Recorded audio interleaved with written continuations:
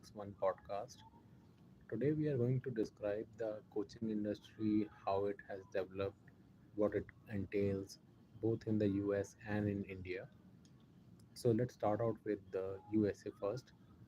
So coaching industry means that whenever you are able to mentor, coach anyone in a specific trade of your expertise is known as coaching. There are various forms of coaching, whether it is learning acting, speaking, public speaking, dancing, singing. A lot of these kind of coachings happen all over the place. And even in the US, coaching industry is very, very popular. But most of the times, the coaching is focused on professional, leadership trainings, or maybe coaching for physical training, exercising, coaching for football, volleyball, sports, maybe even in becoming an actor, singer, etc. However, there is a big difference. So, this kind of coaching is also available in India, but largely people understand coaching that is given to students for basically passing certain examinations for IIT, UPSC, SSC, NEet, etc. So there is this major difference that largely when you talk about coaching in India would refer to education-based coaching and including tuitions actually for students all the way from pre-nursery all the way to 12th grade in India. This in the US is not as prevalent, but in Asian communities, mainly Chinese and Indian people, probably you will see that this kind of coaching is also very, very popular. Instead, you would see that there are tuition centers such as Kumon, which are very popular in tech hubs. So maybe Austin, New York, New Jersey, Seattle area, Bay Area, you'll see Kumon coaching centers, and they invariably teach people, essentially students actually who are in primary, middle school, high school, and this is seen, but its scale is not anywhere equal to what you see in the Indian landscape. Primarily, you would see one local coaching centers all across the cities across India, be it Delhi, be it Bangalore, be it Hyderabad, and they may run these coaching centers from their homes, where ladies would basically teach these kids, etc. So sometimes it also acts like a daycare center if the kids are too small, like less than 3 4 years old, and sometimes it's just regular coaching for the schools that these kids are going. They need extra help to do homework or learning math, science, and other kind of skills. And this has given a lot of work and employment to a lot of people in India, because many housewives wanted an avenue to make money, and people who can teach have a good avenue, because in Indian context particularly, education is very highly valued, and in general the school education system is not that great. So people's kids need personalized attention, and in a coaching center sometimes they're able to solve that kind of gap. And for those reasons, many students in India, from all the way from first grade to 12th grade, go to regular home tuitions or coaching and things along those lines. This is not extremely popular trait in the US, but you still see in Asian communities, as I'm saying, in tech dominated areas where you have a concentration of Indian, Chinese, and other Asians. You see these kind of activities here as well. So primarily, the coaching here is primarily coaching here is primarily focused on higher education or professional education, and there are coaching institutes that will prepare you for Ivy League colleges, prepare you for SAT, prepare you for GMAT, and that coaching is also available in India.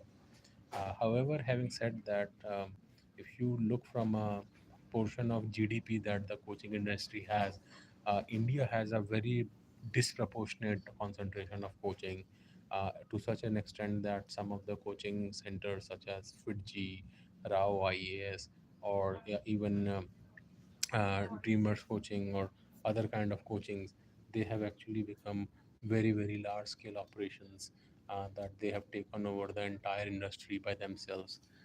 In fact, Drishti IAS coaching, or even you see Allen tutorials, or if you even see brilliant tutorials, or Vidya Mandir classes, or even Bansal tutorials, Narayana tutorials. There are just so many of them just concentrating on IIT and NEET in India. You wouldn't find that kind of thing here in the US. It's almost unlikely that you will find any comparables, in fact, to those kind of coachings. Though, as I said, there are coaching institutes for SAT, or even for GMAT or GRE as well in the US, but it's not as big, or it doesn't have as big importance as for the importance that is given to those kind of coaching institutes in India. So those kind of like major differences are there. And I think the underlying thing to understand here is that Asians extremely value education because they see this will lead them to upward mobility.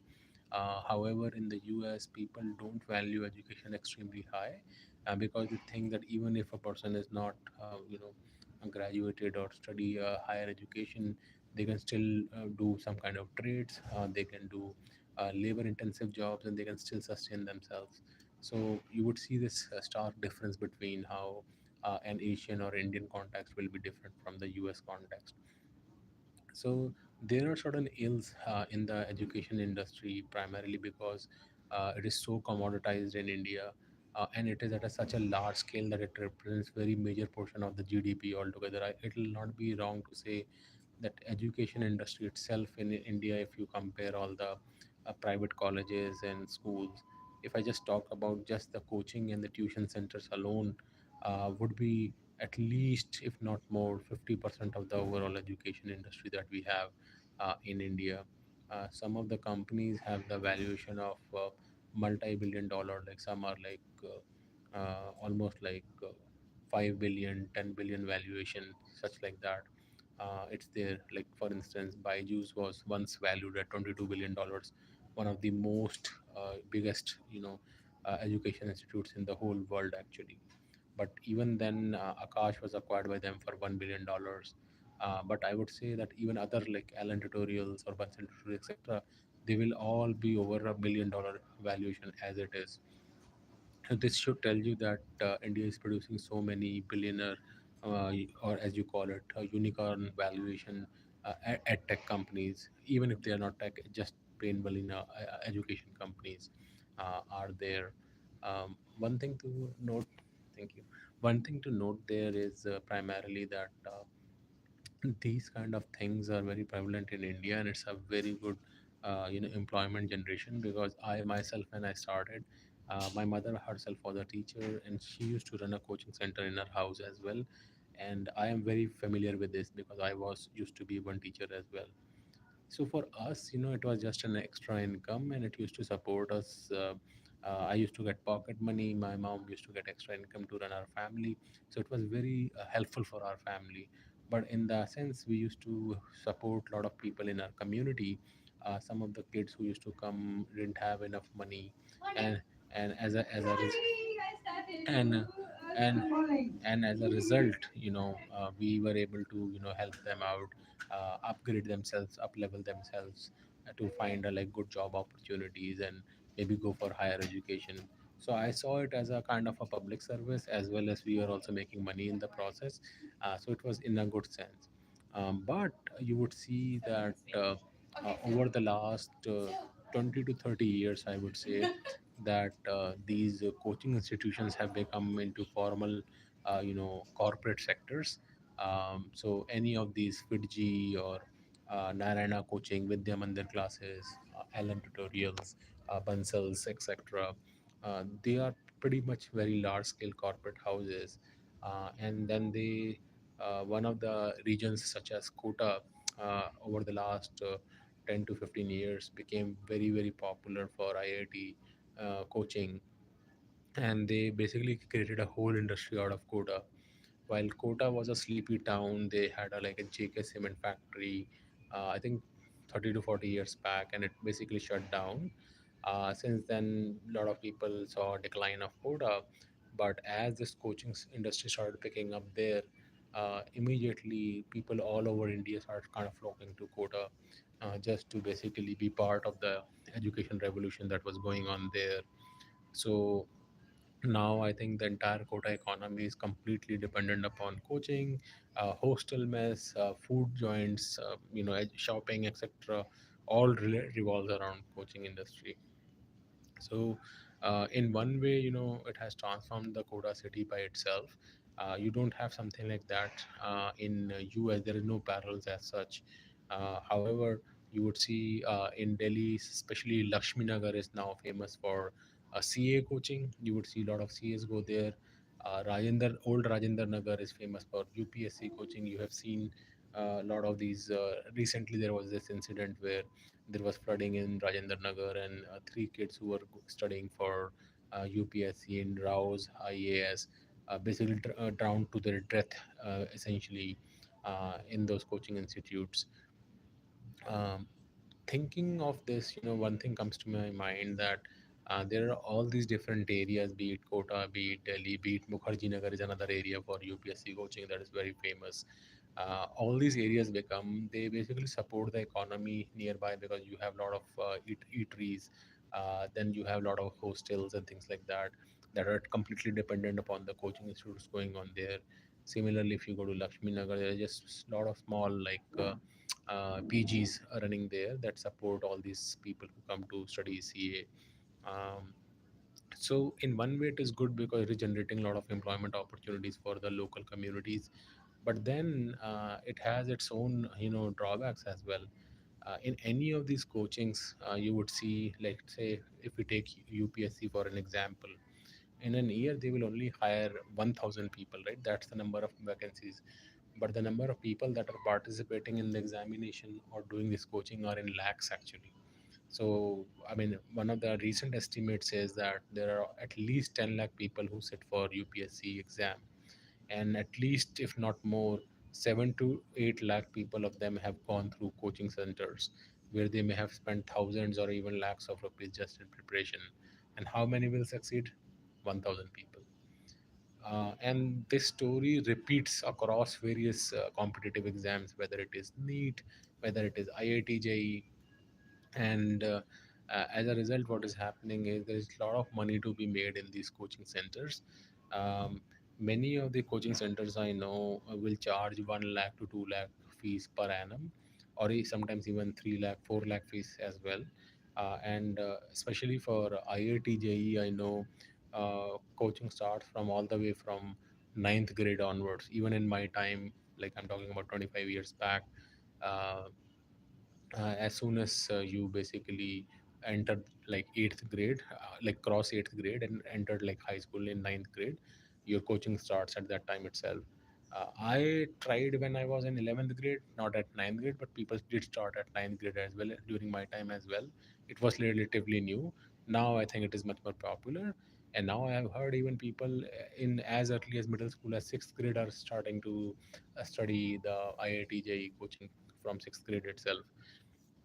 So again, different people try different things, and India being so competitive, I can completely understand why parents or kids are trying to do that to get an edge over others. But this is kind of little bit different from US, where such kind of things don't happen. People don't spend those many critical years of their childhood in just studying for or preparing for an examination. So that's kind of a difference as well, you would see. And again, it's not as commoditized, and it's not scaled at the level it is in the Indian market, as you would see. As a result, what has happened is a lot of these education institutions, because they have all become corporates, would now advertise, do a lot of false advertisement. One of the things that comes to my mind is that whenever there are toppers from, let's say, IIT JEE or AIMS toppers or any other toppers, invariably all of these institutions will say, "Oh, topper was studied in our course. Topper was from our thing. These top 10 toppers are from our college," and all. And then you will see, like, how can one person be studying in five different educational institutes at the same time to top? Apparently, they basically, whenever somebody tops, they basically just say that I'll advertise your name. Here is the money, take it, and give me your photograph and endorsement. That's what happens. So it's kind of duping, right? This is very prevalent in the Indian industry. Second of all, I've also seen that there is a concept of poaching that happens. So, if a coaching institute understands that one of the teachers is very popular, let's say for physics or for chemistry or for some specific geography coaching, etc., then they'll basically hire these teachers from other at a very high salary premium. I have even seen some IIT JEE teachers making 1 crore, 2 crore as salary per annum, going and switching, and then they'll get like 3 crore package or 4 crore package also, which will be unimaginable in the Indian context. Back in the day, I used to hear like they would make like 1 lakh or 2 lakh as a salary per month, which was also pretty high 20 years back. But now these salaries have gone as high as like some of the people make 1 crore, 2 crore, even 3 crore salaries as a teacher in these coaching institutes. So I mean, it's a definitely a job generation for these teachers, but then I'm saying that because of these poaching activities that happen, a person who's making 1 crore can soon start making 2.5 crore, 3 crores also, because that's the way the offers basically play out. But then there is another side of this issue as well. There is so much pressure on the kids that we have seen cases of suicide and things along those lines, because it's always competitive. Kota is famous for that as well.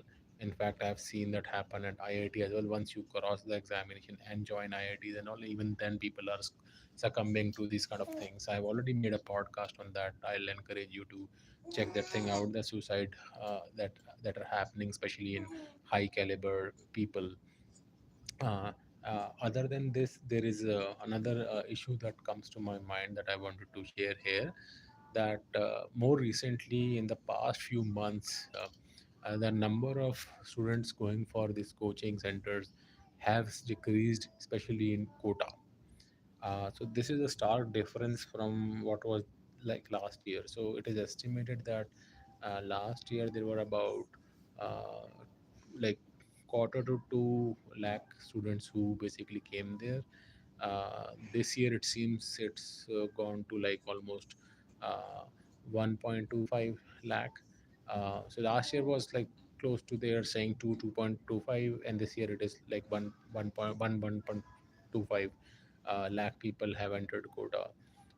It has completely ruined the economy of Kota, because many of the hostels are now completely empty. Many coaching institutions seats are empty. So it is having a negative impact overall Kota. And the reasons being shared is that many of these coaching institutions now are expanding in other cities like Agra, Jaipur, Patna, Delhi, Bangalore, etc.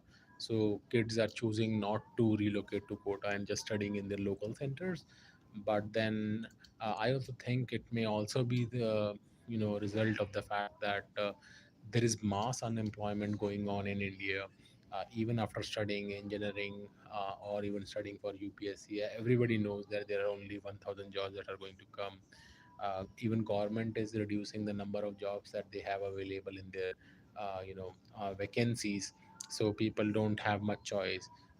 And from the last year on or so, not much opportunities are coming in engineering too. So even if you graduate from engineering, there are less chances that you are going to find a productive job. So people are making conscious decisions not to relocate, unroot themselves to go to like Kota to study, or even go for any coaching whatsoever. And it could also be that there are now other avenues through which people see to make their careers, be it arts or humanities, uh, or people are choosing to just directly go abroad after 12th. They don't want to stay in India because of the competitiveness that is out there. So there are multiple, I think, dimensions that are working out right now, which has led to the decline of these coaching institutes, and lot many less people actually going to Kota, particularly. So I think some analysis has to be done across India to see, is the number of overall coaching gone down, or is it constant right now? I know for sure Kota is seeing a big decline, but then again, it could be that some of the same students are being directed to their local study centers in their own cities, and hence they're not coming to Kota. Or it could be just overall recessionary environment.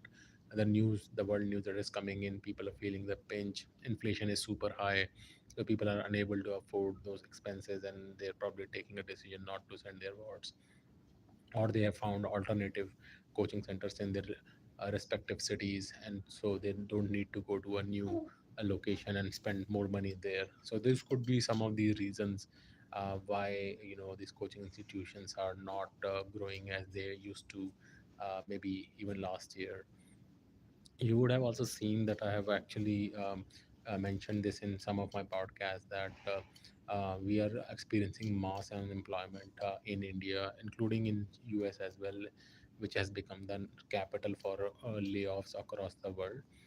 Every day, basically, there are thousands of people that are letting let go in the US, and somehow it is having impact across the world economy. So I think overall there is a lot of uncertainty for people. People are also exploring options in like acting, singing, dancing, sports, doing their own business rather than just preparing for competitive examinations or going for IIT, JE, or even UPSC and things along those lines.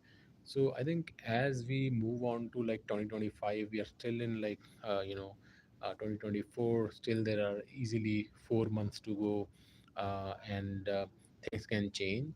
But I think directionally, I can tell for this year, as recession fears rise, we will see people's mindset start shifting towards conservation, being very careful about their spending, a decline in discretionary spending. Uh, the impacts would be much more rampant in the US, but then the murmurs will be heard across the world too. So we'll have to wait and watch to see where exactly these things land. But I think as we start 2025, it would be a challenging time as well for all of us with geopolitical changes. We recently had Bangladesh issue. We'll have to see how a refugee crisis is taken care of. We'll have to see what kind of defense India will have to put together. Most recently, we have also seen increase in cross-border terrorism activity in Jammu and Kashmir area. There have been a lot of incidents. I think close to 17 or 18 incidents since Modi came to power in the third term.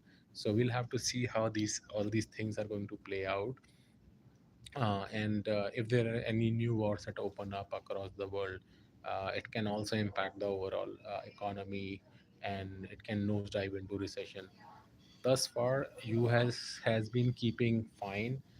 We keep getting mixed results, but overall, still U.S. economy has not been considered as in recession, even though in tech, as I said, for the past 2 years, layoffs continue. So I would say definitely tech recession is there, at least in job market, even if in the revenues and the stock market it may not look like that. But having said that, I'll say you guys should need to enjoy yourself. Um, Go out, enjoy the last few days of summer, especially in the US. School session will soon start from September, so be prepared for that. Another like 10 to 15 days are left to enjoy, so please utilize them. Eat well, exercise well, sleep well, spend time with your family and friends, and don't sweat about these things. If God willing, if things work out, you will definitely find your motto and your goal, and you'll achieve them. With that note, I'll leave you today with a thought that if you like this video, do share, subscribe, and share it amongst your family and friends. Write to us, ask any questions. We feel very happy when people do ask questions, etc., or suggest any topics that you would like for us to cover. We'll definitely do that. For now,